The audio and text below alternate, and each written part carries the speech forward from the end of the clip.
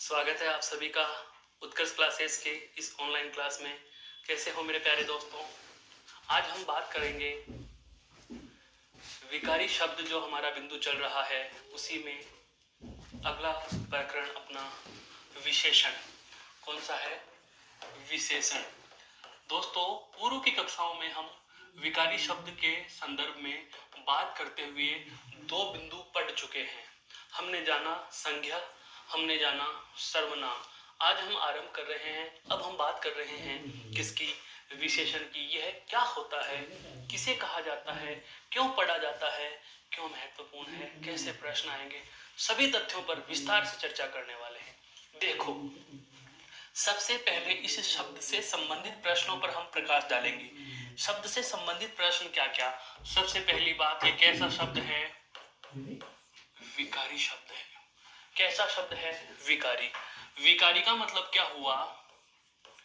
परिवर्तन होगा। अर्थात जो भी विशेषण होते हैं उसमें क्या होता है? परिवर्तन होता है। किसके आधार पर परिवर्तन होता है? लिंग, वचन, काल और कारक। लिंग, वचन, काल और कारक। हम बात करें विकारी शब्द की परिभाषा की, तो विकारी शब्द की परिभाषा में हमने जाना था कि वे शब्द जिन्हें लिंग, वचन, काल और कारक के आधार पर बदला जा सके, अर्थात जो परिवर्तित होते हैं, उन्हें क्या कहा जाता है? विकारी शब्द कहा जाता है। और विकारी शब्दों की संख्या की बात करें तो विकारी शब्द कितने हैं? 4। विकारी शब्द कितने हैं? 4। अब इन 4 विकारी शब्दों में कौन कौन से हैं? तो सबसे पहला जो हमारा विकारी शब्द आता है वह कौन सा है? संज्ञा, पढ़ चुके। दूसरा विकारी शब्द कौन सा है? सर्वनाम, पढ़ चुके। और तीसरा विकारी शब्द कौन सा है?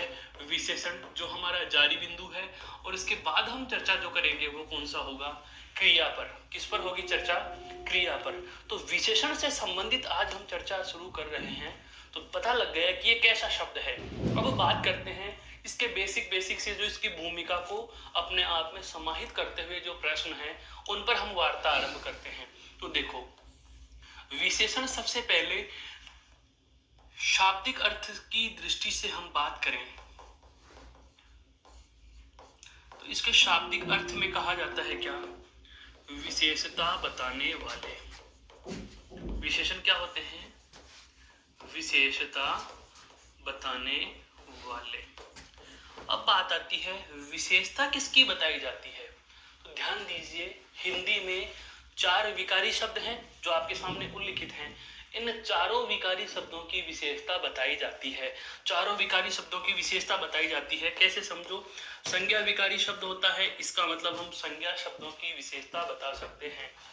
दूसरा जो विकारी शब्द है वह है सर्वनाम, तो सर्वनाम की भी विशेषता बताई जाती है। तीसरा विकारी शब्द है कौन सा हमारा? विशेषण, विशेषण की भी विशेषता बताई जाती है। और चौथा है क्रिया, क्रिया की भी विशेषता बताई जाती है। अर्थात हिंदी व्याकरण में 4 विकारी शब्द हैं जिनके नाम आपके सामने उल्लिखित हैं। इन चारों विकारी शब्दों की अलग अलग शब्दों के द्वारा विशेषता बताई जाती है। कैसे? देखो, संज्ञा शब्द की कोई विशेषता बताते हैं तो वे विशेषण कहलाते हैं। अब अपने आप ही परिभाषा बन जाएगी। कहीं से परिभाषा किसी भगवान ने नहीं बता दी कि ये लोग विशेषण की परिभाषा यह होगी, नहीं दोस्तों, हम विशेषण की परिभाषा स्वयं निर्मित करेंगे, स्वयं निर्मित परिभाषा बताएंगे। कैसे? देखो, हिंदी में विकारी शब्द कितने? 4। और चारों विकारी शब्दों की क्या बताई जाती है? विशेषता बताई जाती है। चारों विकारी शब्दों की क्या बताई जाती है? विशेषता बताई जाती है। और 4 विकारी शब्दों में सबसे पहला कौन सा था? संज्ञा। संज्ञा की विशेषता बताने वाले को क्या कहा? विशेषण। दूसरा है सर्वनाम, और सर्वनाम की विशेषता बताने वाला भी क्या होता है? विशेषण। अगला विकारी शब्द है विशेषण, और जो विशेषण की विशेषता बताता है वह कहलाता है क्या? प्रविशेषण। वह क्या कहलाता है? प्रविशेषण। और अंतिम विकारी शब्द है क्रिया, और क्रिया की विशेषता बताने वाले शब्दों को क्या कहते हैं? क्रिया विशेषण। क्या कहते हैं? क्रिया विशेषण। क्या कहते हैं दोस्तों? क्रिया विशेषण। इसका मतलब यह हुआ कि विशेषण की परिभाषा में ये दोनों ही हमारे महत्व की चीज हैं। अर्थात अगर आपसे पूछ लिया जाए कि विशेषण की परिभाषा किससे बनेगी, तो आप कह सकते हो कि संज्ञा और सर्वनाम की विशेषता बताने वाले ही क्या कहलाते हैं, विशेषण कहलाते हैं। तो इसको थोड़ा सा और व्यवस्थित परिभाषा बनाते हैं। देखो कैसे, विशेषण अपने आप में कैसा शब्द है, विकारी है। कैसा शब्द है, विकारी। तो पहली बात तो हो गई कि ऐसा विकारी शब्द जो क्या करता हो, ऐसा विकारी शब्द जो क्या करता हो, विशेषता बताने का काम करता हो। क्या करता हो, विशेषता बताने का काम करता हो। किसकी विशेषता बताने का काम करता हो, तो संज्ञा और सर्वनाम की। अब इन तीनों बातों को जोड़ के बोलेंगे तो हम क्या कह सकते हैं, इसकी परिभाषा के संदर्भ में विशेषण की परिभाषा की हम बात करेंगे। अब इन तीनों बातों को जो हमने जान ली हैं, इनको जोड़ते हुए बोलेंगे क्या, कि वे विकारी शब्द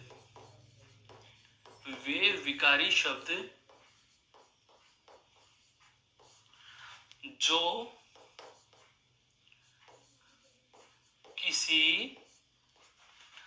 किसी संज्ञा या सर्वनाम की विशेषता बताते हैं। वे विकारी शब्द जो संज्ञा या सर्वनाम की क्या बताते हैं, विशेषता बताते हैं। क्या कहलाते हैं, विशेषण कहलाते हैं। क्या कहलाते हैं दोस्तों, विशेषण कहलाते हैं। कहने का आशय यह हुआ कि जो अभी अभी हमने पिछली 2 मिनट में चर्चा की, उसको हमने एक साथ जोड़ते हुए लिख दिया। क्या कि सबसे पहले तो विशेषण कैसा शब्द है, विकारी, अर्थात वे विकारी शब्द, ठीक है, जो किसी संज्ञा और सर्वनाम की क्या करते हैं, विशेषता बताते हैं। वे विकारी शब्द, क्योंकि विशेषण स्वयं भी तो विकारी है ना, तो वह विकारी शब्द जो स्वयं भी विकारी है और अन्य दो विकारी शब्दों की अर्थात संज्ञा और सर्वनाम की विशेषता बताने का काम करता है, तो इन्हें क्या कहा जाता है दोस्तों, विशेषण कहा जाता है। यह केवल इस शब्द की परिभाषा की बात हमने की है। अब आगे हम बढ़ेंगे, जो इससे संबंधित प्रश्न बनते हैं, इस शब्द से कौन कौन से प्रश्न निकल के आएंगे, उनके बारे में चर्चा करेंगे। मुझे उम्मीद है आपको परिभाषा समझ में आ गई होगी। एक बार आप इसको और देख लीजिए।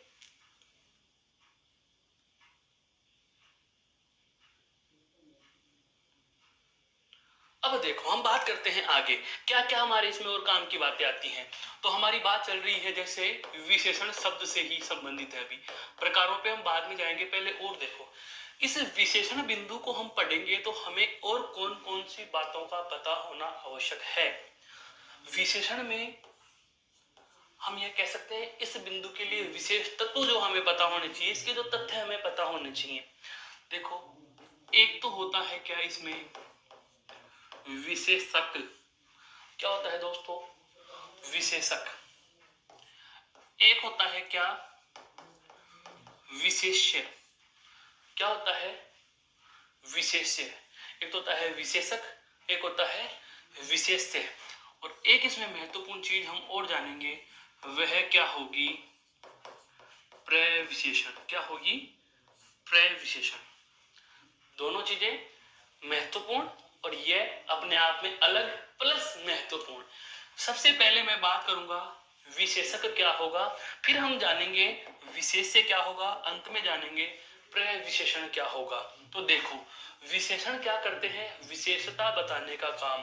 किसकी विशेषता बताएंगे, संज्ञा और सर्वनाम की। उदाहरण समझो, जैसे मैंने लिखा बालक, कैसा शब्द है, तो बालक शब्द है। तुरंत कह दोगे आप, सर यह संज्ञा है। क्या है, संज्ञा है। मैं कहूं बालक चालाक है, बालक कैसा है, चालाक, तो लिख दिया मैंने चालाक बालक। बालक कैसा हुआ, चालाक हुआ। तो इस वाक्य में हम कहें चालाक शब्द क्या है, विशेषण। कहने का मतलब, इसको विशेषण क्यों कहा, क्योंकि संज्ञा शब्द की विशेषता बता रहा है। संज्ञा शब्द की विशेषता बताने वाले शब्दों को विशेषण कहा जाता है, और इसने संज्ञा शब्द की विशेषता बता दी, इसका मतलब यह हो गया विशेषण। अब आ रहे हैं इन दोनों शब्दों पर कि विशेषक क्या होता है और विशेष्य क्या होता है। विशेषक होता है जिससे विशेषता बताई जाए या जिसकी विशेषता बताई जाए, तो जिससे विशेषता बताई जाए। अब आपके जहन में प्रश्न जवाब आ गया, विशेषता तो सर विशेषण से ही बताई जाती है, अर्थात विशेषण को ही क्या कहा जाता है, विशेषक कहा जाता है। अर्थात विशेषण को ही क्या कहा जाता है दोस्तों, विशेषण को ही क्या कहा जाता है, विशेषक कहा जाता है। अंतर है कै और अणय का, कै और णकार का। कै की जगह अणय लिख दिया, अणय की जगह कै लिख दिया, बस, और कोई अंतर नहीं, काम दोनों का एक जैसा। इसका मतलब ये दोनों एक दूसरे के पर्याय हो गए, एक दूसरे के क्या हो गए, पर्याय। अर्थात इस चालाक शब्द को आप कह सकते हो क्या, विशेषक। क्या कह सकते हो, विशेषक, अर्थात विशेषता करने वाला, विशेषता बताने वाला। अब आती है विशेष्य। विशेष्य होता है जिसकी विशेषता बताई जाए, जिसकी विशेषता बताई जाए। अब आपके दिमाग में आ रहा है कि सर विशेषता किसकी बताई जाती है, तो आप तुरंत कह दोगे संज्ञा या सर्वनाम की, संज्ञा या सर्वनाम की। एक बार बेसिक सा प्रश्न परीक्षा में पूछ लिया गया और प्रश्न यह था कि कोई उदाहरण है और उसमें से पूछा गया, विशेषण का प्रकार नहीं पूछा, विशेषण के प्रकार सब रट के चले गए और प्रश्न पूछ लिया, दिए गए वाक्यों में आप हमें विशेष्य छांट कर बताइए। दिए गए वाक्यों में क्या छांट कर बताइए, विशेष्य छांट कर बताइए। तो विशेष्य का मतलब और कुछ नहीं, विशेष्य वह होता है जिसकी विशेषता बताई जाती है। विशेष्य वह होता है जिसकी क्या बताई जाती है, विशेषता बताई जाती है। अर्थात संज्ञा या सर्वनाम को ही क्या कहा जाता है, विशेष्य कहा जाता है। विशेषक किसे कहा जाएगा, जिससे विशेषता बताई जाती है। अर्थात विशेषण ही क्या होता है, विशेषण ही क्या होता है, विशेषक होता है।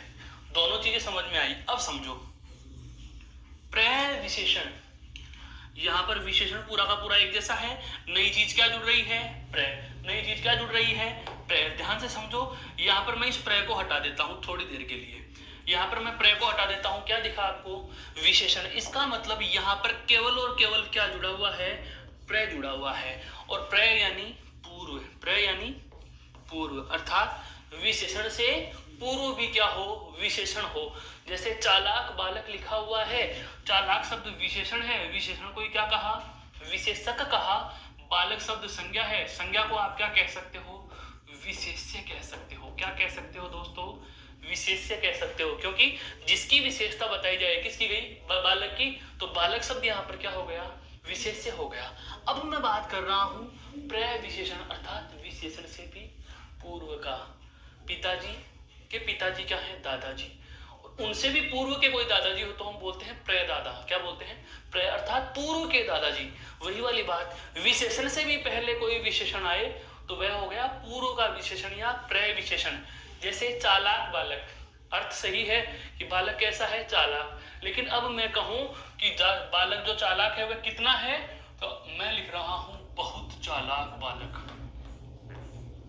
अब बताओ इससे चालाक शब्द की विशेषता में बदलाव आया या नहीं आया। चालाक शब्द का यहाँ पर जो अर्थ ले रहे हैं उसमें भी बदलाव आ गया।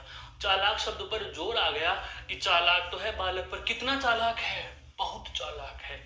यहाँ पर मैं ये लिख देता कम चालाक बालक। बालक चालाक तो है लेकिन कितना है, कम है। बालक चालाक तो है लेकिन कितना है, ज्यादा है। तो बहुत या कम, ये दोनों शब्द लिखते ही इस विशेषण का जो अर्थ हमें, इसका जो भाव हमें प्राप्त हो रहा है उसमें बदलाव आ गया। अर्थात विशेषण का भी जो विशेषता बताएं, विशेषण से भी पूर्व के जो विशेषण होते हैं उन्हें ही क्या कहा जाता है, प्रय विशेषण कहा जाता है। दोस्तों क्या कहा जाता है, प्रय विशेषण। तो इस प्रय विशेषण की परिभाषा में हम क्या लिख देंगे, विशेषण की विशेषता बताने वाले शब्द। किसकी विशेषता बता रहे हैं, विशेषण की विशेषता बताने वाले शब्द, विशेषण की विशेषता बताने वाले शब्द। ये लो जी, विशेषण की भी कोई विशेषता बता देता है तो ऐसे पदों को क्या कहा जाएगा, प्रय विशेषण कहा जाएगा। एक उदाहरण लेते हैं बहुत ही सुंदर जो इन तीनों बातों को पुनः स्पष्ट करेगा। जैसे मान लीजिए मैंने लिखा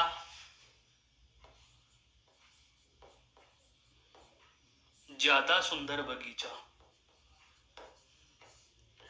ज्यादा सुंदर बगीचा। बगीचा एक स्थान का नाम है, उपवन स्थान का नाम है, चमन स्थान का नाम है? तो बगीचा संज्ञा शब्द हुआ, वेरी गुड, संज्ञा शब्द। ये लो जी मैंने लिख दिया संज्ञा शब्द। और संज्ञा शब्द है, इसका मतलब ये कह सकते हैं संज्ञा और सर्वनाम जिसकी विशेषता बताई जाती है, अर्थात संज्ञा और सर्वनाम की विशेषता बताई जाती है। तो जिसकी विशेषता बताई जाती है वही क्या कहलाते हैं, आपके विशेष्य।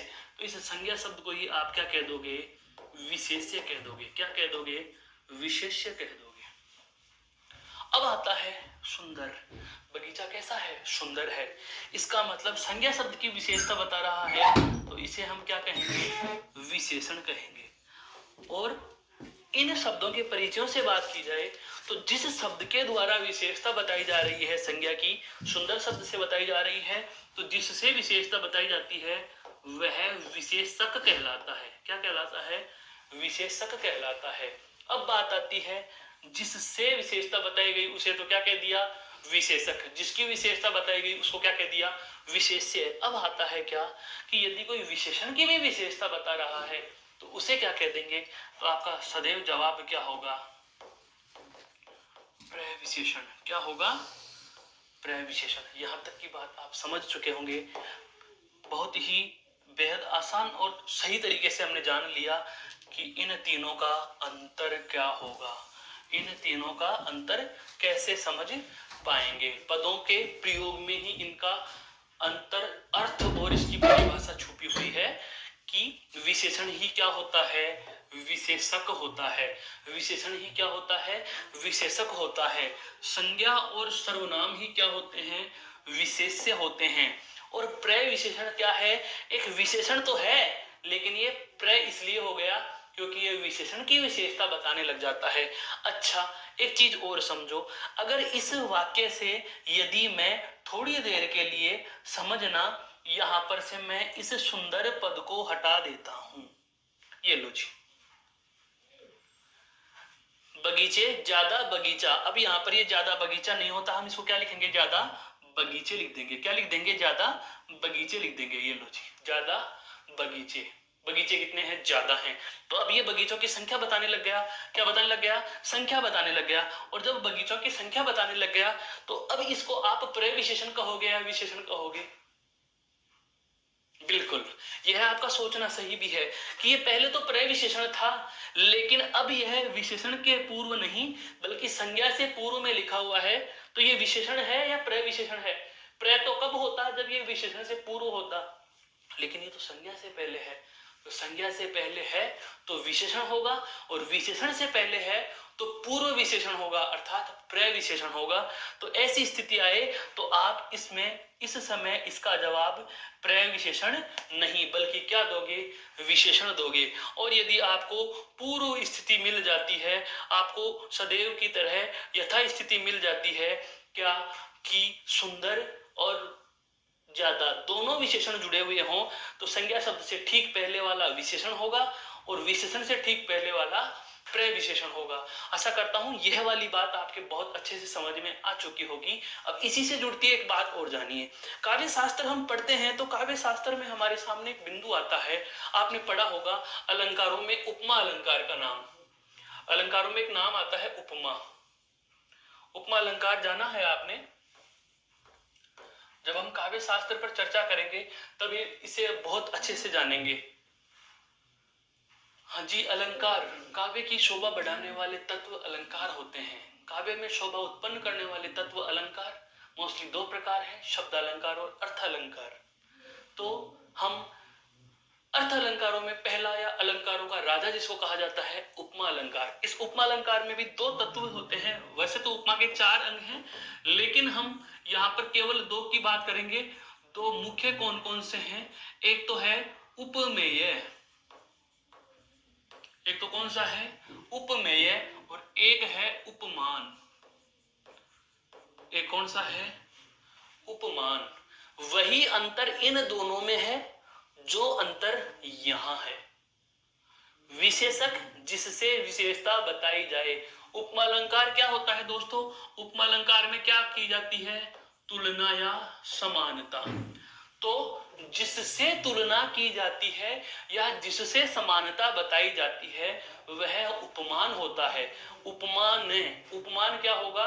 वही जैसे विशेषक से ही विशेषण बना, विशेषण से ही विशेषक बना, वही बात यहाँ आ रही है कि जिससे उपमा दी जाती है, जिससे तुलना या समानता बताई जाती है वह उपमान होता है, और जिसकी विशेषता बताई जाती है उसे विशेष्य कहते हैं।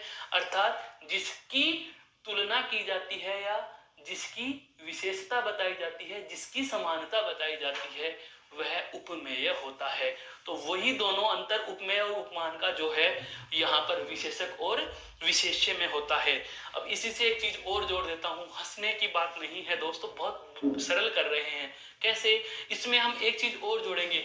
जब हम पढ़ेंगे समास, जब हम पढ़ेंगे समास, तो समास में भी मैं चर्चा करने वाला हूं दो इनकी और दो इनकी, क्योंकि समास में एक प्रकार पढ़ेंगे हम, कौन सा? कर्मधारय।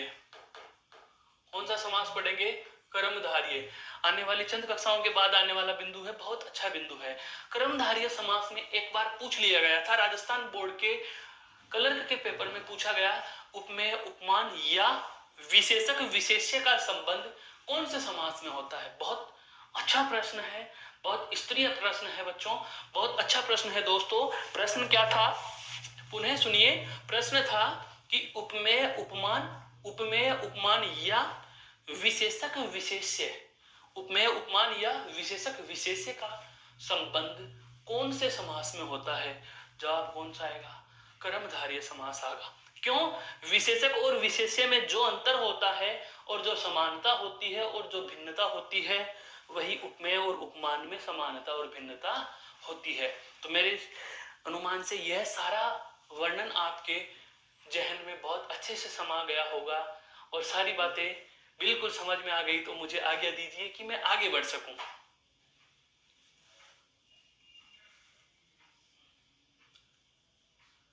चलो आगे बात करते हैं। अब यह तो विशेषण था, इसकी परिभाषा की बात करी, इसके परिचयात्मक शब्दों की हम बात कर चुके हैं।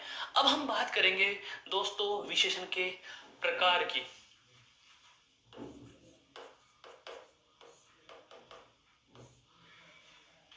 विशेषण के प्रकार कितने होते हैं? किस विशेषण के प्रकार? यहां से बहुत सारी विवादास्पद चीजें भी आपको मैं अब बताने वाला हूं कि लिखा क्या होता है, पढ़ा क्या जाता है, पूछा क्या जाता है और जवाब क्या होता है। बिल्कुल विशेषण के प्रकार में ज्यादा भ्रामक स्थिति नहीं है। दो प्रकार के विकल्प बहुप्रचलित हैं, 4 और 5। 4 और 5। बहुत सारी बाजार में उपलब्ध किताबें, बाजार में उपलब्ध पुस्तकों की हम बात करें, किसी एक का हम नाम यहाँ पर वर्णन नहीं कर रहे हैं। बस इतना सा ध्यान रखिए कि बहुत सारी पुस्तकों में यह लिखा हुआ है कि विशेषण के प्रकार कितने होते हैं? 4 होते हैं। नहीं, 4 ही होते हैं। लेकिन हमने यह भी पढ़ा है कि 5 होते हैं। अब आपके जहन में प्रश्न आ रहा है, सर होते कितने हैं? आप कहते हो 4 मान लेंगे, आप कहते हो 5 मान लेंगे, पर वास्तव में होंगे कितने, यह आप अवगत कराइए। ध्यान दीजिए। आपको पहली बात, ऐसी चीजें सिर्फ पुस्तकों तक सीमित है। परीक्षाओं में ऐसा प्रश्न आज तक नहीं पूछा गया कि विशेषण के प्रकार कितने हैं, क्योंकि स्थिति या हम कहें परीक्षा के प्रश्न के संदर्भ के अनुसार, भाव के अनुसार प्रश्न का उत्तर परिवर्तित हो सकता है। लेकिन जैसे मैं कहूं, समास के आधार पर विशेषण को हम केवल 2 ही भागों में बांट लेंगे, संख्यावाची और असंख्यावाची। लेकिन यहाँ हम विशेषण पढ़ रहे हैं विकारी शब्द के आधार पर पढ़ रहे हैं। तो विकारी शब्द में जो विशेषण है उसके प्रकार की हम बात करें तो आपको मैं बेसिक से बता देता हूँ। एनसीईआरटी की बुक बताती है 5 प्रकार। कितने बताती है दोस्तों? 5। तो सबसे पहला जो संशय आपके जहन में था कि विशेषण के प्रकार कितने हैं, तो आपके जहन में इस प्रश्न का समाधान आपको मिल चुका है कि विशेषण के प्रकार कितने हैं? 5 हैं। कौन कौन से नाम लिख रहा हूं। सबसे पहला गुणवाचक विशेषण। सबसे पहला कौन सा है? गुणवाचक विशेषण। दूसरा है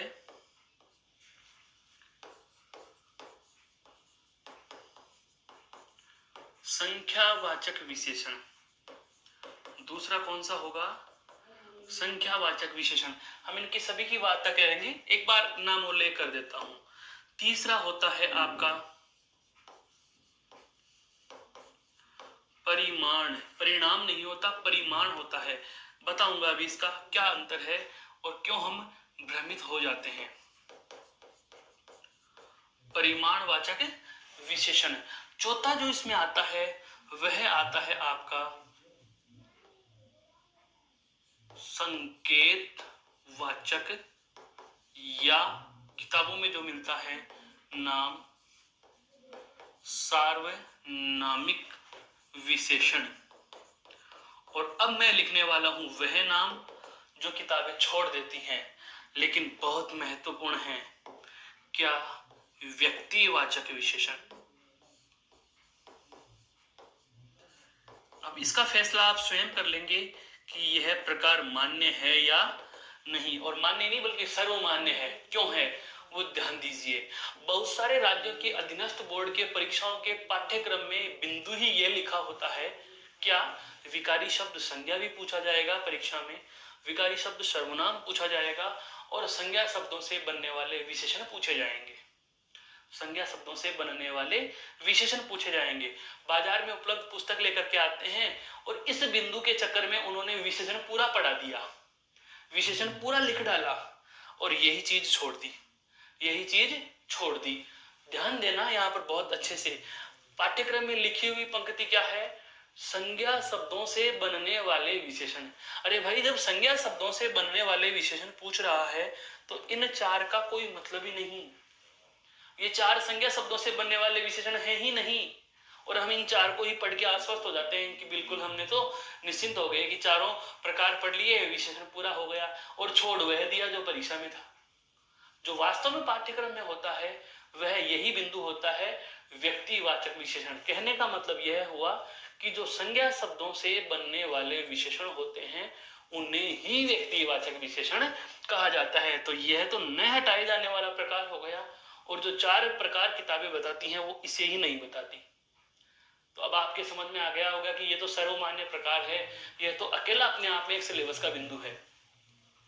तो विशेषण के ये 5 प्रकार हैं और आपको सदैव ये 5 ही रखने हैं। हालांकि एनसीईआरटी यदि कोई पढ़ने वाला है, एनसीईआरटी पसंद कोई मेरा दोस्त होगा तो इसके सारी बात समझ में आ जाएगी, क्योंकि 5 ही प्रकार आपको ध्यान में रखने होंगे। आपके विवाद का समापन कर दिया, विवाद का समाधान कर दिया, और आपके जहन में जो प्रश्न उठने वाले थे उन सभी का समाधान हो चुका है। तो दोस्तों अब हम बात करेंगे विस्तार से एक एक प्रकार की। तो एक बार आप इनके 5 नामों को चाहो तो दोबारा से पढ़ लीजिए कि विशेषण के 5 प्रकार कौन कौन से हैं। गुणवाचक विशेषण है, संख्यावाचक विशेषण है, परिमाणवाचक विशेषण है, संकेतवाचक या सार्वनामिक विशेषण है। नामों को मत जाइए, अभी वर्णन करेंगे तब इसकी बात करेंगे। और अंतिम है व्यक्तिवाचक विशेषण। चलो अब हम एक एक प्रकार को आरंभ करते हैं, चलते हैं आगे। सबसे पहले हम चर्चा करेंगे कौन से की? सबसे पहले हम चर्चा करते हैं गुणवाचक विशेषण की। गुणवाचक विशेषण क्या होता है? देखो, नाम बता रहा है क्या? गुणवाचक विशेषण। गुणवाचक विशेषण, वाचक का मतलब क्या है? बताने वाला। अरे वाह, आप तो विद्वान हो गए, आपको तो याद ही हो गया। ये वाचक वाचक इतनी बार बोलूंगा कि आपके सदैव के लिए मानस पटल पर ये स्थायी हो जाएगा। बिल्कुल। वाचक का शाब्दिक अर्थ क्या होता है? बताने वाला। क्या बताने वाला भाई? गुण। विशेषण किसके गुण बताएंगे? तो परिभाषा से ही पता था, विशेषण हमें किसकी विशेषता बताते हैं? संज्ञा और सर्वनाम। तो मैं इन दोनों के गुणों की चर्चा करूंगा, तो कौन से में करूंगा? गुणवाचक में करूंगा। अरे भाई, बहुत कठिन नहीं है किसी भी बिंदु की। और मैं तो ये कह सकता हूं कि संपूर्ण हिंदी व्याकरण के प्रकारों की बात की जाए तो परिभाषा कदापि रटने की आवश्यकता नहीं है। क्यों? कि ये परिभाषाएं अपने आप में समाहित हैं। सभी शब्दों के या व्याकरणिक प्रकरणों के समस्त बिंदुओं में उनके नाम के अनुसार ही उनकी परिभाषाएं अपने आप में समाहित रखते हैं। गुणवाचक विशेषण, विशेषण क्या होते हैं? संज्ञा और सर्वनाम की विशेषता बताने वाले, अर्थात वे संज्ञा और सर्वनाम की विशेषता बताने वाले शब्द जो हमें संज्ञा और सर्वनाम के क्या बताएंगे? गुण बताएंगे। लेकिन केवल गुणों को ही हम नहीं लेंगे, ध्यान रखना। यहाँ पर आपको गुण के साथ कुछ और चीजों का भी ध्यान रखना होगा। क्या क्या बताएंगे गुणवाचक विशेषण हमें? एक तो बताएगा गुण, एक बताएगा दोष। अब ये क्या अंतर है ये भी जान लो। बिल्कुल हर एक बारीक से बारीक पहलू पर बड़ा विस्तार से वर्णन कर रहे हैं। बात करते हैं गुण और दोष का क्या मीन हुआ, दोष को क्यों गिना, जबकि नाम तो गुणवाचक है, दोषवाचक विशेषण तो ये है ही नहीं, ये तो गुणवाचक विशेषण है, तो इसको दोष को इसमें शामिल क्यों किया। मोहन ईमानदार है इसका मतलब गुण है, मोहन चालाक है गुण है, मोहन बेईमान है ये क्या हुआ, दोष। अरे भाई मोहन बेईमान है ये दोष है, तो क्या मैं ये कह सकता हूं कि यह उसका अवगुण है। अवगुण का मतलब पूरा गुण है, दुर्गुण है। ईमानदारी कौन सा गुण थी, अच्छा, और बेईमानी कौन सा गुण है, बुरा, लेकिन है तो गुण ही। समझ गए होंगे शायद आप मेरे कहने का आशय क्या हुआ, कि सगुण हो या दुर्गुण हो, अच्छा गुण हो या बुरा गुण हो, लेकिन है तो गुण ही। तो हम बुरे गुणों को पर्यायवाची शब्द में क्या बोल देते हैं, दोष। दोनों बातें समझ में आ गई कि गुणवाचक में गुण और दोष दोनों को क्यों लिया, इसीलिए लिया। तो गुण और दोष, इसके बाद में क्या है वो देखो, गुण दोष के बाद में रंग, इसके बाद में आता है क्या, रूप, आकार, दशा। ये सारी चीजें, इन सभी पर प्रकाश डालने वाले, किसी भी संज्ञा और सर्वनाम की ये स्थितियां बताने वाले जो विशेषण शब्द होते हैं वो सारे के सारे किस में चले जाएंगे, गुणवाचक विशेषण में चले जाएंगे। व्यवस्थित परिभाषा में अगर बांधना चाहें तो गुणवाचक विशेषण की परिभाषा में आप कह सकते हो कि वे विशेषण शब्द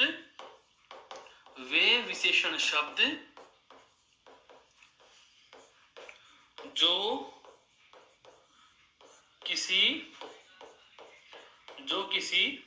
संज्ञा या सर्वनाम के गुण, दोष, रंग, रूप, आकार, दशा आदि का बोध कराते हैं। आकार व दशा आदि का बोध कराते हैं, क्या कहलाएंगे, गुणवाचक विशेषण कहलाएंगे। पुनः सुन लीजिएगा, गुण, दोष, रंग, रूप, आकार और दशा, इन सभी स्थितियों के उदाहरण लेने वाला हूं मैं। केवल पहले परिभाषा समझ लीजिए कि गुणवाचक विशेषण में हमें संज्ञा और सर्वनाम की कितनी चीजें मोस्टली पता चल रही हैं, 6 चीजें। गुण बताए तो भी गुणवाचक, उसके दोष बताए तो भी गुणवाचक, रंग बताए तो भी गुणवाचक, रूप बताए तो भी गुणवाचक, आकार बताए तो भी गुणवाचक और दशा बताए तो भी गुणवाचक है। लेकिन अब हम एक उदाहरण लें। जैसे हम बात करें सबसे पहले ईमानदार बालक, क्या हो गया, गुण हो गया। ईमानदार बालक क्या हो गया दोस्तों, गुण हो गया। फिर मैं लिखूं बेईमान बालक, ये क्या हो गया, दोष हो गया है। जैसे मैं कहूं लाल कपड़ा, ये क्या हो गया, रंग हो गया है। जैसे मैं कहूं सुंदर बगीचा, ये क्या हो गया, रूप हो गया उसका, बगीचा कैसा है, सुंदर है। आगे बढ़ते हैं, जैसे मोटा आदमी, आदमी का क्या बता दिया मैंने, आकार, क्या बता दिया, आकार। जैसे मैं कहूं गर्म पानी, ये क्या है, पानी की दशा है, ये क्या है उसकी दशा, गर्म पानी। ये लो जी, सभी के उदाहरण ले लिए हमने। ईमानदार बालक, बेईमान बालक, लाल कपड़ा, सुंदर बगीचा, मोटा आदमी और गर्म पानी। यहां पर देखने वाली बात यह है कि सर परीक्षा में प्रश्न कैसे होगा। ये तो सारा वृत्तांत है, सारा वर्णन है, आपने हमें समझा दिया। या तो तरीका होता है जो सभी करते हैं हम भी कर ले, रट लो, लेकिन हमें उससे भी थोड़ा श्रेष्ठ करना है, बहुत श्रेष्ठ करना है, सर्वश्रेष्ठ करना है। तो रटेंगे नहीं, समझेंगे क्या कि गुणवाचक विशेषण में महत्वपूर्ण बात क्या आई कि गुणवाचक विशेषण वह है जो हमें संज्ञा या सर्वनाम के गुण बता रहा है, दोष बता रहा है, रंग बता रहा है, रूप बता रहा है, आकार और दशा बता रहा है। तो एक बेहतर तरीका तो यह होगा कि सभी गुण याद कर लो, सभी दोष याद कर लो, जितने भी गुण होते हैं अच्छे, जितने भी बुरे गुण होते हैं वो याद कर लो, सभी प्रकार के रंगों के नाम याद कर लो, सभी प्रकार के रूप याद कर लो, सभी प्रकार के आकृतियां आकार याद कर लो, और सभी दशाओं का हमें बोध होना चाहिए। इतना शब्दकोश हो गया, इतना कैसे याद होगा? तो ध्यान देना, बहुत महत्वपूर्ण बात बता रहा हूं अब, जो आपको इस पूरे बोर्ड का एक सार है। क्या? आपको केवल एक शब्द याद रखना है, और वह शब्द है जो आज का इस विशेषण बिंदु के गुणवाचक विशेषण का मास्टर शब्द होगा, और वह शब्द है कौन सा? कैसा। केवल एक शब्द ही आपको याद रखना है, और वह शब्द कौन सा याद रखना है दोस्तों? कैसा। अब सुनो, इसका क्या मतलब है, ये मैंने याद क्यों करवाना चाहा, ये मैंने आपके सामने क्यों रखा? ये है इसलिए रखा कि जहां भी आपको लगे कि गुणवाचक विशेषण होगा, जहां भी आपको लगे कि दिए गए वाक्य में या दिया गया विशेषण शब्द गुणवाचक विशेषण हो सकता है या नहीं, इसका हमें परीक्षण करना हो, तो हम उस विशेषण शब्द के स्थान पर, उस विशेषण शब्द के स्थान पर क्या लिख देंगे? कैसा लिख देंगे। क्या लिख देंगे? कैसा लिख देंगे। और यदि कैसा लिखते ही प्रश्न बन जाएगा, क्योंकि ये ककार शब्द है, प्रश्न सूचक शब्द है, तो कैसा लिखते ही प्रश्न बन जाएगा, और दिया गया विशेषण शब्द यदि इस शब्द का जवाब हो, पुनः सुनिए, आप क्या करेंगे? विशेषण शब्द को हटाकर उसके स्थान पर कैसा जोड़ देंगे। जैसे मैं जोड़ रहा हूं, ईमानदार के स्थान पर मैंने दिया कैसा बालक, बेईमान के स्थान पर भी लिख दिया क्या? कैसा बालक। लाल कपड़ा के स्थान पर भी लिख दिया मैंने क्या? कैसा कपड़ा। बगीचा के स्थान पर भी, सुंदर में भी लिख दिया कैसा बगीचा, और आदमी में मोटा के स्थान पर लिख दिया कैसा आदमी, और पानी के लिए भी गर्म के स्थान पर लिख दिया क्या? कैसा पानी। यदि दिया गया विशेषण शब्द इन्हीं कैसा शब्द का जवाब होता है, कैसा बालक, ईमानदार, इसका मतलब हमें इस प्रश्न का जवाब इस शब्द से मिल रहा है। थोड़ी देर के लिए सोचिए, यहां पर होता बालिका, यहां पर क्या होता? बालिका लिखा होता। क्या लिखा होता दोस्तों? बालिका लिखा होता। तो यहां पर आप क्या लिखते? कैसी। क्या लिखते? कैसी, क्योंकि यदि स्त्रीलिंग आएगा तो स्त्रीलिंग शब्द का प्रयोग कर लेंगे। यदि यहां पर, ध्यान से समझना, यहां पर कपड़ा की जगह लिखा होता कपड़े, बहुवचन में लिख दिया होता, तो कैसा कैसी के स्थान पर हम क्या लिखते? कैसे कपड़े। जवाब होता लाल कपड़े। कैसे कपड़े हैं? लाल कपड़े हैं। बहुवचन में बहुवचन, स्त्रीलिंग में स्त्रीलिंग, पुल्लिंग में पुल्लिंग। तो कैसा, कैसी या कैसे अर्थात एक ही शब्द के परिवर्तित रूप हैं लिंग और वचन के अनुसार। तो एक ही शब्द आपको याद रखना है कि यदि गुणवाचक विशेषण का पता लगाना हो तो विशेषण शब्द के स्थान पर कैसा, कैसी या कैसे लिखकर प्रश्न बनाते हैं। यदि दिए गए प्रश्न का जवाब हमारा विशेषण शब्द होता है तो सदैव वह गुणवाचक ही होगा। अब समझ में आ गई होगी बात कि आपको कुछ भी दे दे, विशेषण में कोई सा भी विशेषण दिया हुआ हो, यदि गुणवाचक होगा तो कैसा लिखकर प्रश्न बना लेना, जवाब मिलेगा तो वह गुणवाचक होगा, और जवाब नहीं आया तो वह गुणवाचक नहीं होगा। जैसे इसका एक क्रॉस उदाहरण बता रहा हूं, अगर मैं यहां पर लिख देता हूं थोड़ी देर के लिए चार बालक, अगर मैं लिख देता हूं चार बालक, तो कैसा बालक से तो जवाब नहीं आ रहा, कैसा बालक से जवाब नहीं आ रहा। चार बालक जवाब कब आएगा? जब प्रश्न होता कितने बालक। किससे बनता प्रश्न? कितने से। कैसा, कैसी या कैसे से आंसर नहीं आ रहा, इसका मतलब यह है गुणवाचक विशेषण शब्द नहीं है। चार शब्द गुणवाचक कब होता? जब ये कैसा, कैसी या कैसे का जवाब होता, जबकि जवाब है कितने का। किसका जवाब है? कितने का, संख्या बता रहा है, अर्थात यह गुणवाचक विशेषण नहीं होगा। ये दोनों बातें आपके समझ में आ गई कि एक तो विशेषण की परिभाषा क्या होगी, उदाहरण क्या है आपके सामने, और इनको तरीका कैसे है तैयार करने का। तो आपको मैंने एक मास्टर शब्द भी बता दिया है। यह बात एक बार आप देख लीजिए, फिर हम बात करेंगे इस गुणवाचक विशेषण के बाद अगले प्रकार पर।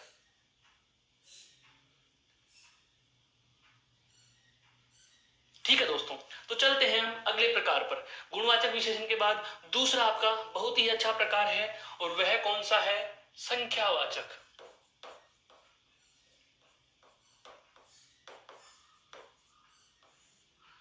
अरे सर, अब तो सरल हो गए। बिल्कुल दोस्तों, आपका तो बिंदु ही ऐसा है कि सरल हो ही गया, क्योंकि आप बहुत अच्छी मेहनत कर रहे हो। नाम से पता चल रहा है वाचक जुड़ा हुआ है, मतलब बताने वाला। क्या बताने वाला भाई? संख्या बताने वाला। किसकी? वही परिभाषा में दो ही नाम है, संज्ञा और सर्वनाम। तो परिभाषा हम क्या बोल देंगे कि वे विशेषण शब्द जो संज्ञा और सर्वनाम की हमें क्या बताएंगे भाई, संख्या बताएंगे। अर्थात संज्ञा और सर्वनाम की संख्या बताने वाले विशेषण शब्दों को संख्यावाचक विशेषण शब्द कहते हैं। इसकी मैं परिभाषा को लिपिबद्ध करना चाहूं तो हम कहेंगे क्या कि वे विशेषण शब्द, वे विशेषण जो संज्ञा और सर्वनाम की क्या बताते हैं दोस्तों, संख्या का बोध कराते हैं। क्या कराते हैं, संख्या का बोध कराते हैं। अर्थात वे विशेषण शब्द जो संज्ञा और सर्वनाम की संख्या का बोध कराते हैं, संख्यावाचक विशेषण कहलाते हैं। संख्या का बोध कराते हैं, आप उसको क्या कह दोगे, संख्यावाचक विशेषण कहते हैं, संख्यावाचक विशेषण कहते हैं। लेकिन अब यहाँ पर ये परिभाषा महत्वपूर्ण नहीं है, इसके प्रकार का जो जवाब होगा, जो उदाहरण होगा वह भी बहुत मुश्किल नहीं होगा, लेकिन इसके तथ्य हैं कुछ, वो हमें ध्यान रखने हैं। देखो कैसे, जैसे मैंने लिखा 4 बालक। बताओ बच्चों ये क्या पता चल रहा है, बालक का मतलब क्या हो गया, संज्ञा। अभी बालक का मतलब क्या हो गया, संज्ञा। तो दोस्तों ये 4 शब्द है, ये क्या बता रहा है, उस बालक की संख्या बता रहा है। क्या बता रहा है, संख्या बता रहा है। और जो भी हमें संख्या का बोध कराएगा वो क्या हो जाएगा, संख्यावाचक विशेषण हो जाएगा। क्या हो जाएगा, संख्यावाचक विशेषण हो जाएगा। लेकिन बहुत बार ऐसा भी होता है कि संख्या हमारे समझ में ही नहीं आती। जैसे लिख दिया कुछ बालक, जैसे क्या लिख दिया जाए, कुछ बालक। अब यहाँ पर यह कुछ जो शब्द है यह इस बालक के साथ लिखा हुआ है, तो क्या यह संख्यावाचक होगा, और यदि हाँ तो क्यों, यह जानना बेहद आवश्यक है। अर्थात संख्यावाचक विशेषण वे होते हैं जो हमें संज्ञा या सर्वनाम की क्या बताएंगे, संख्या बताएंगे। लेकिन संख्या का पता कैसे चलेगा, संख्या का पता कैसे चलेगा, यह हमें जानना बहुत आवश्यक है। तो देखो इस संख्यावाचक विशेषण के, इस संख्यावाचक विशेषण को हम बात करें तो इसके कितने प्रकार होते हैं दोस्तों, 2 प्रकार हैं। इसके कितने प्रकार हैं, 2। यह महत्वपूर्ण है, यह आपके लिए महत्वपूर्ण नहीं है। कब, जब तक आपको यह नहीं पता। पहले इस बात को जानेंगे फिर यहां आएंगे। मैंने केवल ये 2 उदाहरण इसलिए लिखे ताकि परिभाषा स्पष्ट हो सके और हम यहां पहुंच सकें। अर्थात संख्यावाचक विशेषण की परिभाषा पुनः दोहराएं तो हम कह सकते हैं कि वे विशेषण शब्द जो संज्ञा या सर्वनाम की संख्या का बोध कराते हैं या संख्या बताते हैं, संख्यावाचक विशेषण कहलाते हैं। लेकिन अब बात की जाए तो संख्यावाचक विशेषण में महत्वपूर्ण चीज क्या आती है कि इस संख्यावाचक विशेषण के प्रकार कितने होंगे। तो संख्यावाचक विशेषण के प्रकार कितने हैं, 2। कौन कौन से हैं, देखो नाम।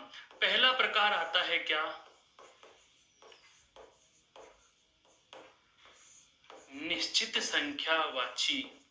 पहला प्रकार क्या आया दोस्तों, निश्चित संख्यावाची। और दूसरा प्रकार क्या है, अनिश्चित संख्यावाची। अर्थात संख्यावाची विशेषण का वह प्रकार जो हमें निश्चित संख्या का बोध करा दे। अर्थात संज्ञा और सर्वनाम की जो निश्चित संख्या बताते हैं वे तो होंगे संख्यावाची के निश्चित संख्यावाची वाले प्रकार। और यदि कोई विशेषण शब्द हमें संज्ञा और सर्वनाम की निश्चित संख्या का बोध नहीं कराते तो वे हो जाएंगे अनिश्चित संख्यावाची विशेषण। समझ में आया। अब यहाँ पर 4 बालक, इसका मतलब संख्या क्या हो गई, निश्चित। तो आप इसके लिए तो आराम से कह सकते हैं कि 4 बालक कौन सा है, तो 4 बालक हो गया निश्चित संख्यावाची। 4 बालक क्या हो गया, निश्चित संख्यावाची हो गया। 4 बालक क्या हो गया, निश्चित संख्यावाची। यहां तक कोई दिक्कत नहीं। और यहाँ पर जो लिखा हुआ है कुछ बालक, यहाँ पर क्या लिखा हुआ है, कुछ बालक, यह क्या हो जाएगा, अनिश्चित संख्यावाची। यह क्या हो जाएगा, अनिश्चित संख्यावाची। यह क्या हो जाएगा, अनिश्चित संख्यावाची। दोनों स्थितियां आपके समझ में आ गई। चार बालक अर्थात संज्ञा और सर्वनाम की संख्या क्या है, निश्चित है, अर्थात इसे हम कह देंगे निश्चित संख्यावाची। और कुछ बालक, यहाँ पर संज्ञा और सर्वनाम की संख्या निश्चित नहीं है, अर्थात यह क्या हो जाएगा, अनिश्चित संख्यावाची। दोनों चीजें क्लियर हो गई। अभी बात यही खत्म नहीं हुई मेरे दोस्तों, अभी पिक्चर बाकी है। वो क्या है वो जानो। अनिश्चित संख्यावाची में तो आपको ज्यादा भ्राम्य स्थितियां नहीं उत्पन्न होंगी, लेकिन निश्चित संख्यावाची में निश्चित संख्या केवल 1 2 3 4 5 गिनती ऐसे नहीं लिखता, बहुत प्रकार से लिख सकता है। वो कौन कौन से हैं उनको और जान लेते हैं। तो देखो, निश्चित संख्यावाची में इस संख्यावाची के रूप कैसे कैसे मिल सकते हैं।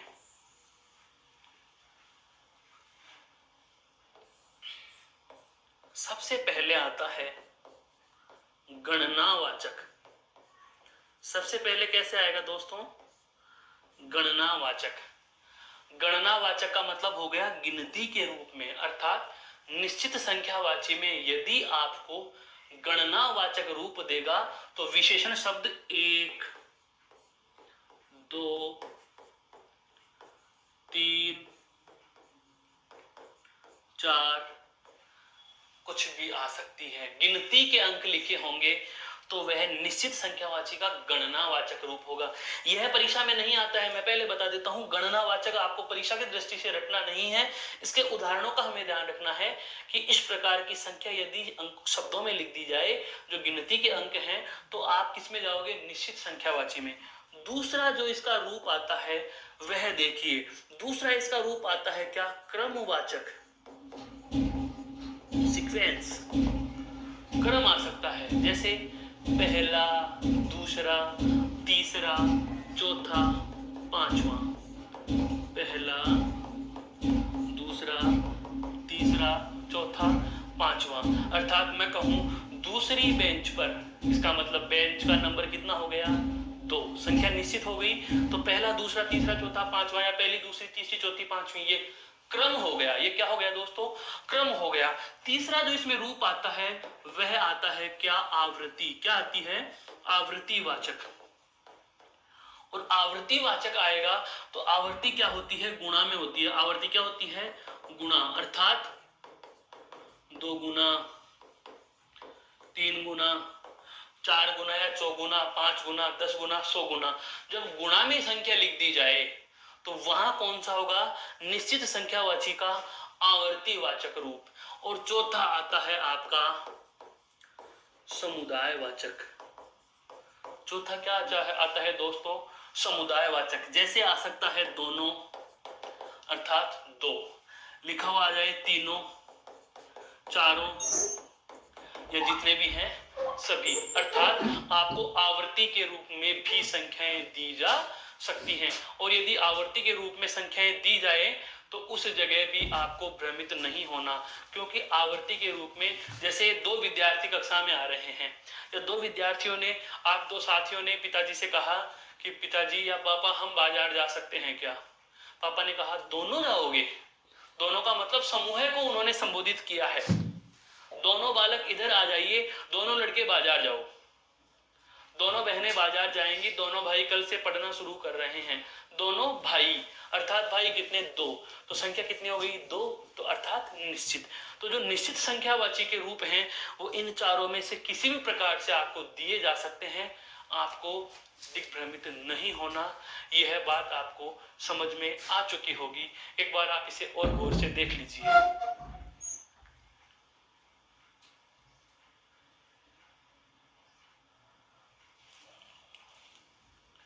जबकि अनिश्चित संख्यावाची में ऐसे कोई रूप नहीं है। अनिश्चित संख्यावाची में जो अनिश्चित संख्याएं होती हैं उनके कोई और रूप नहीं है, वो तो ये आएंगे कुछ, लगभग, जैसे यहां पर लिख दें कुछ बालक, अनिश्चित संख्या, या फिर आ जाए 4 5 बालक, 4 5, अर्थात युग्म में लिख दिया।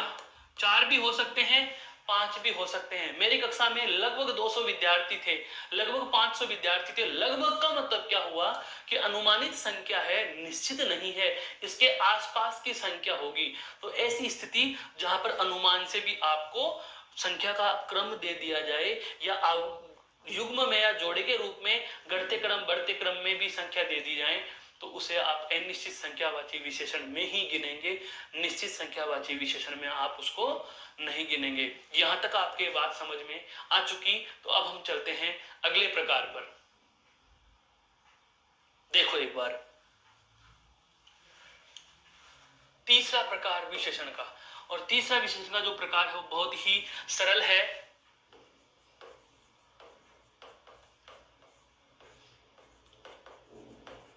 परिमाणवाचक। कौन सा है दोस्तों?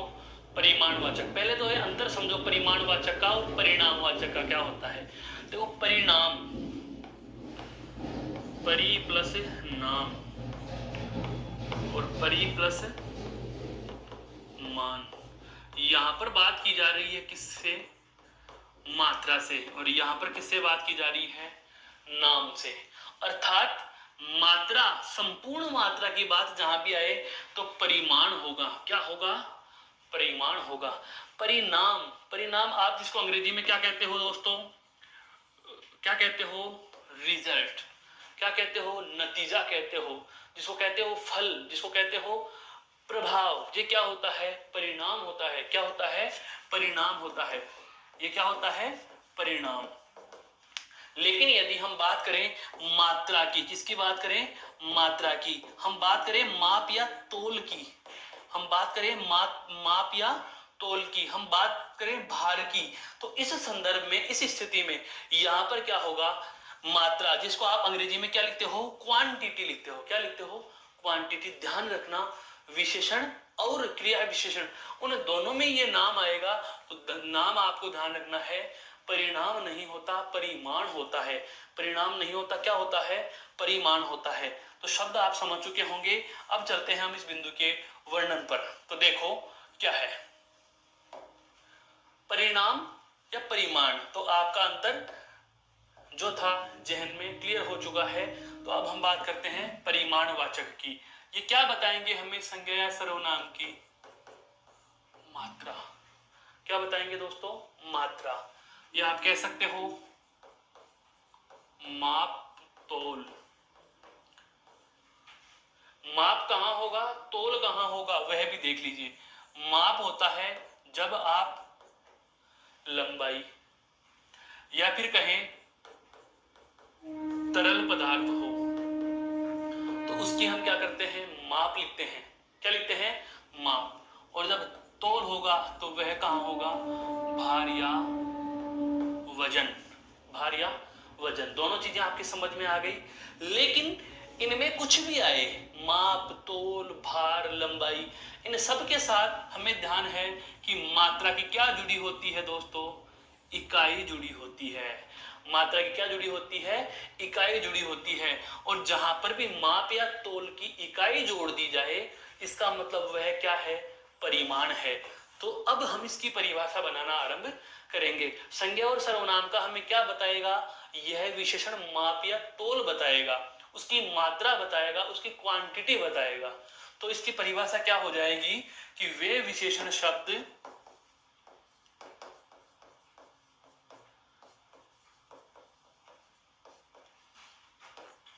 जो किसी संज्ञा, वे विशेषण शब्द जो किसी संज्ञा की, संज्ञा या सर्वनाम की, संज्ञा या सर्वनाम की मात्रा अथवा आप कह सकते हो माप तोल,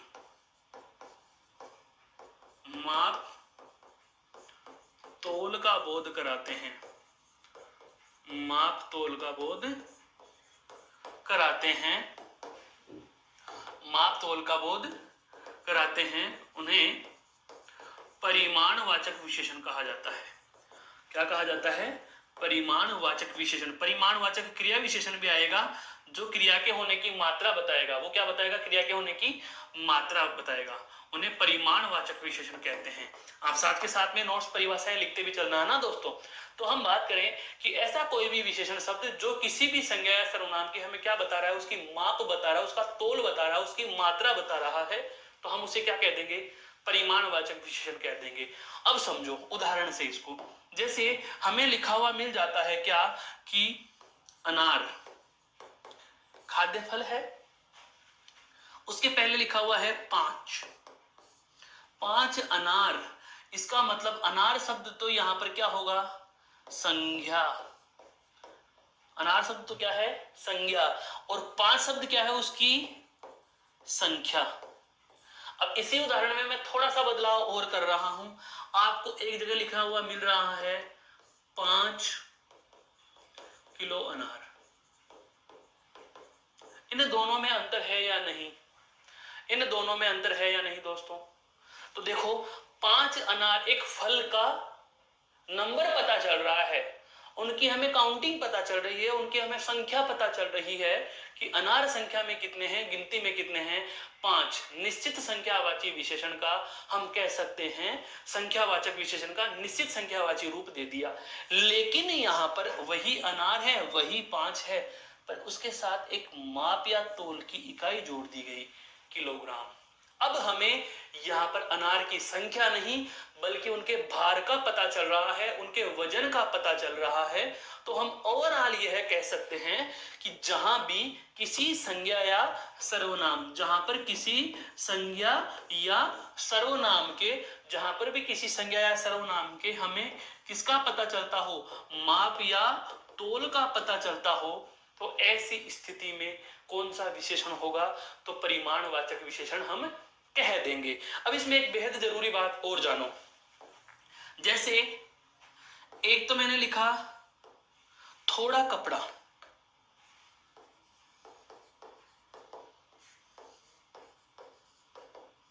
और एक मैंने लिख दिया थोड़े कपड़े,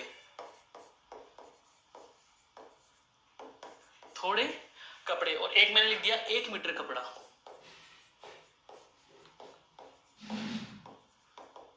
और एक मैंने लिखा है कुछ मीटर कपड़ा, कुछ मीटर कपड़ा।